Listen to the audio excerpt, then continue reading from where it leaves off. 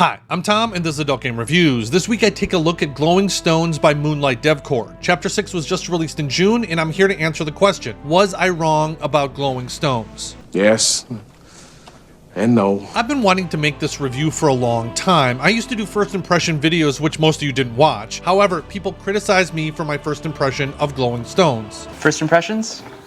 Anyone? But I was wrong, I just ended up being disappointed. So for me, this wasn't worth a full review. People said that it was unfair, or I didn't give it enough time, or I was bashing it. Well, I didn't think I was bashing it. I do think it's fair to say I didn't give it a full chance. That is one of the reasons why I don't do my first impression videos anymore. So I'm here to give Glowing Stones a fair shake. Before I get into that, I have a confession to make. I've never played Persona 4. So with the Steam sale going on, I went to check out how much it cost. It was $9.99. Seems like a good price. But when I went to Aneba, I found it at $8.31. I know that may not seem like much, but even with the sale, Aneba had a Steam key for cheaper. That's why when I purchase any game, I check Aneba. Since I play and buy so many games, saving $2 here and there eventually adds up to another game. That's why I took on Aneba as a sponsor. They really can help you find good deals, and I wanted to share that with all of you. If you decide to check it out, you can help me by clicking one of my Aneba links in the video description or on my channel page. Thank you to Aneba. Okay, back to the video. So when I originally reviewed Glowing Stones, I reviewed the demo, and I've been told by people that I trust that the game has been fixed and gotten better over time. Okay, so full disclosure, I want games and developers to prove me wrong. Any and every game I have ever criticized, I hope gets me to say that I made a mistake. Prove me wrong, kids.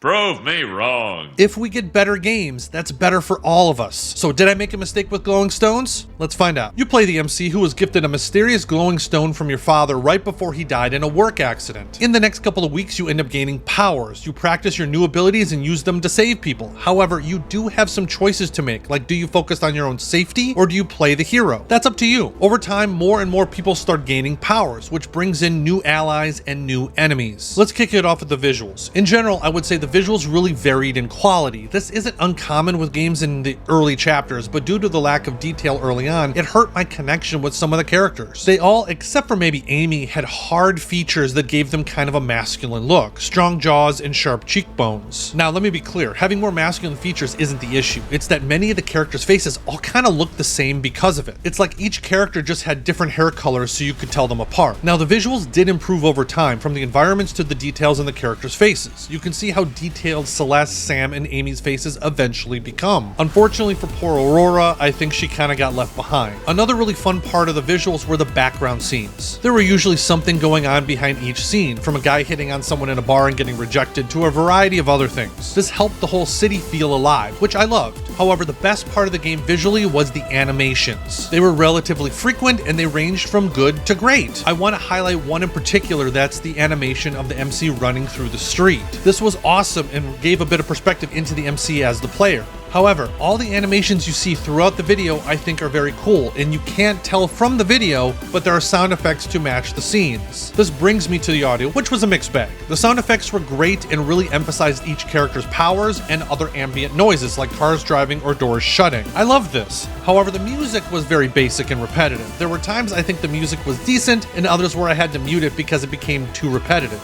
This kind of felt like a prime example of put on your own music, but make sure you keep the sound effects on. Okay, so this brings me to the story, and there are a lot of things to talk about here, and this may sway your decisions if this is a game you want to play. One thing I mentioned was the writing, and it wasn't great. And I'll tell you why. While there were no spelling issues, you could tell the English was translated. There was odd word usage, and they would use 10 words when 5 was better. The use of qualifying phrases was constant. The "to be fair" or "to be honest" happened a lot. This left the dialogue feeling stilted and a bit insipid. Oh, to be fair. To be fair. To be fair. To be fair. To be fair. To be fair. Well, to be fair. Everyone spoke in overly formal tones that made the emotional scenes less emotional. I could tell that some scenes like the reveal of Celeste was supposed to hit hard, and it kind of just didn't. Just like the visuals, I was desperately hoping that the writing improved, and luckily it did in Chapter 6. Now, if I wasn't reviewing Glowing Stones, it would have been hard for me to want to continue because of the dialogue issues in the first 5-ish chapters. The writing improvements in Chapter 6 were primarily from a clarity standpoint. I was less confused as to what was being said. The issues with the overly formal dialogue still exist, but the story in Chapter 6 was easier to follow. For that reason, Chapter 6 was the first chapter in the game that I actually enjoyed playing. It felt like a lot lot more happened in chapter 6, and the writing didn't hold the story back as much as in previous chapters. Now, let's briefly talk about the plot. The story is relatively linear, and some of the reveals were easy to predict, but until chapter 6, it all kind of felt like setup. Luckily, something big happens in chapter 6 that kind of captured my attention. I did want to see more. Moving on to the spicy content, it was average. This wasn't a slow burn, but it also wasn't a free-for-all either, so all in all, pretty good. Okay, so based on everything I said, was I right about glowing stones in my first impressions?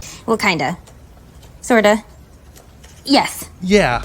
Kinda. If I had reviewed this prior to chapter 6, I don't think my review would have been that different from my first impressions video. The stilted translations hurt the overall emotional depth of many of the scenes and characters. I also found it difficult to find most of the possible love interests attractive from a visual standpoint, but this is my personal taste, so yours might vary. With the release of chapter 6, I noticed the visuals continue to improve and the writing improve enough to help with some of the clarity. So right now, Glowing Stones is a wait for me. I completely understand if many of the things I mentioned are deal breakers. If the writing doesn't matter that much to you, then you'll probably enjoy it. Personally, I enjoyed chapter 6, and I'm hoping that this is a good sign for the remaining 2 chapters left in the first book of a total 3 books planned. So only time will tell if some of the issues improve. What was your experience of Glowing Stones? Let me know in the comments. 1, I want to thank you if you made it this far in the video. 2, please like the video if you liked it. I want to thank all my backers on Patreon and Subscribestar, and if you haven't seen my best visual novels of 2025 so far, you can check it out right here.